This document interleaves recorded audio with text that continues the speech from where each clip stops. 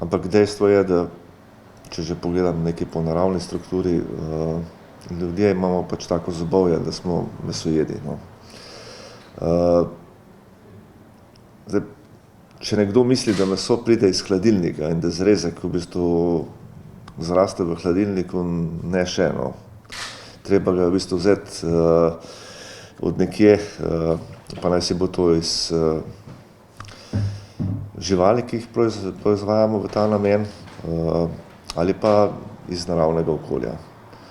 Zagotovo je meso, ki je nastalo in ki živi v naravnem okolju, bistveno manj pod stresom, zagotovo nima kakšnih posebnih krvnih dodatkov, kakšne kostne moke ali pa kaj podobnega, tako da sem prepričan, da je to meso bolj kvalitetno in bolj zdravo in bolj primerno za človeško prehrano.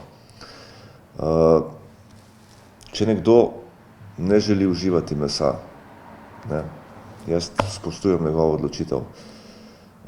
Me pa moti, no, da me na vsakem koraku nekdo opozarja, da ne bi smel jesti mesa, no.